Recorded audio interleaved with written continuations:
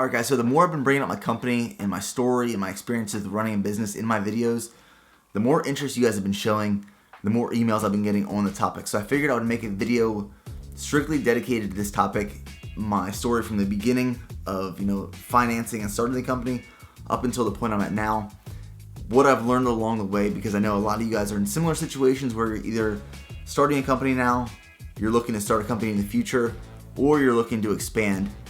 So this video is by no means the end all be all. It's just one person's experience with business and learning a lot throughout the way. If you don't know by now, I own a sports nutrition dietary supplement company, Bear Performance Nutrition. So this is the pre-workout, this is the intra-workout, and I also have a creatine product. So I started the company, and this is where the video is going to start right from the beginning. I was a junior in college. I was going to IUP studying nutrition. I was a year out from graduating with a nutrition degree. I was a year out from earning my commission in the United States Army because I went to school on an ROTC scholarship. So I went to school for free. I just had the military commitment, which I'm serving right now. So I'm living above this bar on Philadelphia Street at IUP, and this bank comes and presents the information to our ROTC unit that when you're within a year of commissioning, you can take out up to a $25,000 loan, which they call the pre-commissioning loan. A lot of people are taking this out and using it for like engagement rings, weddings, vacations, laptops, cars, stuff like that, just to get your feet on the ground before you went into the real world.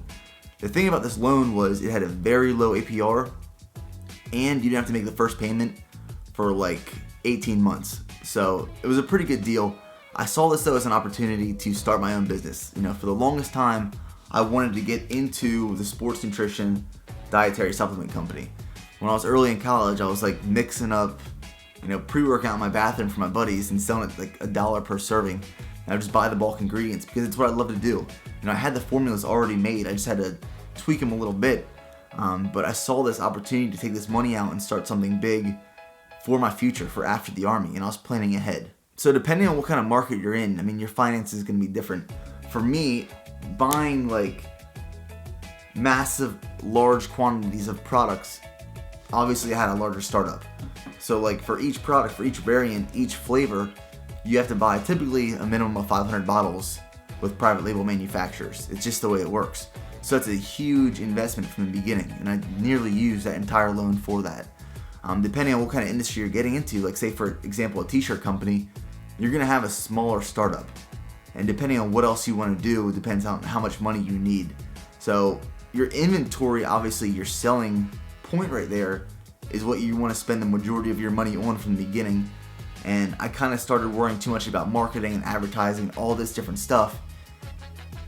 And that money went away very, very fast. And it's one of the hard lessons I learned from the beginning is when you build a budget, stick to that budget. Now this is like probably the most frequent question I get, and it's in terms of finding your target audience and creating your competitive advantage. And I took business classes in college. Honestly, to tell you the truth, they don't even compare.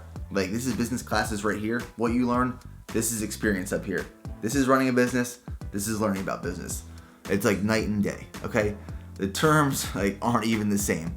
So I took business classes in college. I knew I had to create a competitive advantage. Your competitive advantage is what makes you different. It's your selling point. When you're pitching your product, your company to someone, what revolves? What is in that sphere that you just are burning about, that you cannot tell them more about? My target market at the time was college students. I was selling products to college students. I was trying to create a market there for people that weren't really knowledgeable on dietary supplements. Because, when you're in college, everyone is going to the gym, and it's easy to pitch that.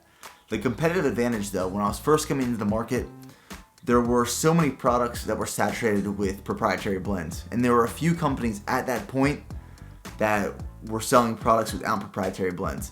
That was one of my competitive advantages. My second was coming from the military aspect. So I could sell, I'm in that military, I'm supportive of the military, supportive of the United States.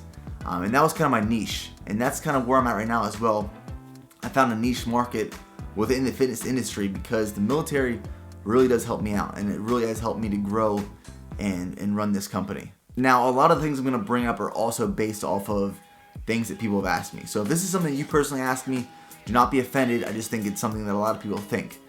The first thing is, people always tell me, they pitch their business idea to me because they want feedback, and they say that their competitive advantage is that they donate a percentage of their proceeds to a charity. That's great. That's absolutely great of you. There's nothing wrong with that, but that is not your competitive advantage. A lot of people do this, and it's used by a lot of companies. But for example, if someone comes to your site or someone comes to your company and that your only competitive advantage is that you donate some of your proceeds to a charity or a local charity or a fund, that doesn't make you really different from companies around you. You need to find something that really makes you stand out and that sets you apart from your competitors. Branding. Branding is one of the other most important things I could ever talk about within business. Not just like finding a logo that fits you, but what does your company represent? When they see your brand, what do people think? What comes to mind? You obviously want to choose a logo that is very easily recognizable. You see, like for my logo, for example, I think it works pretty well. I have this bee, the bear bee, and if you saw a sticker like that, you could easily identify that is a Bear Performance Nutrition bee if the name was a common, thing in a household, or if it was something you've seen before. What also comes with branding is social media. Social media is huge right now. If you're not taking advantage of it as a business owner, you are failing. You have not even touched your potential of success. What social media does that is greater than any kind of marketing method is it creates buzz. It will create a buzz around your company, your product, and as that social media grows, your company grows, that buzz grows, and more people hear about it. And when more people hear about it and it's a good product and you're a good company, word of mouth. Word of mouth is the best marketing you can have. When people talk good about you, more people want to buy your stuff, more people want to buy your products, and more people will trust you. If you don't take anything else away from this video, take away this point right here. Okay, entrepreneurship, sales, it is not trickery.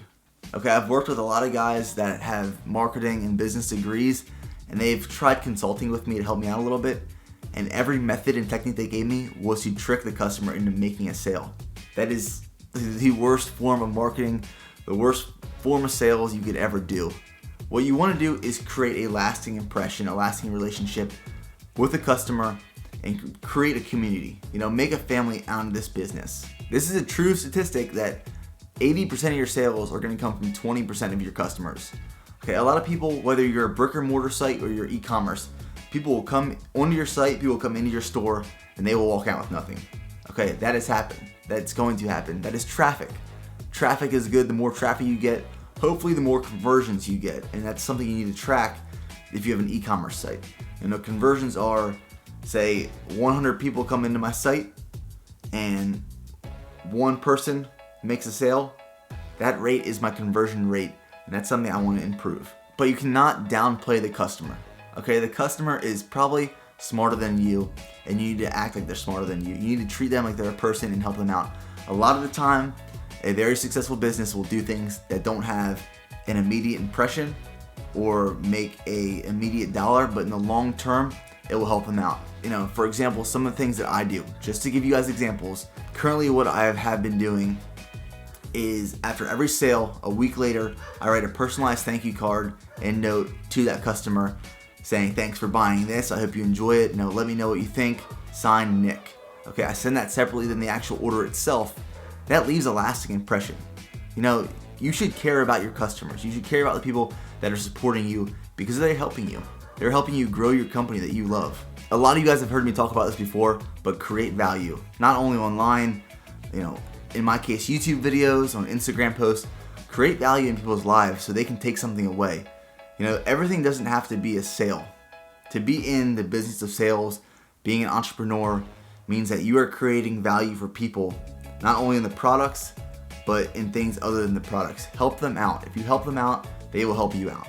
Being a true entrepreneur, being a business person, being a business owner, being your responsibility is to identify problems in every part of your business. Launch your systems, test your systems, identify where it's not working, develop courses of action, and then implement. When you implement solutions and it fixes problems, it will increase sales. And this is the one thing that I learned throughout the way that I wasn't implementing for almost 2 years, and it's why I didn't grow, is because I wasn't fixing the small problems that I had.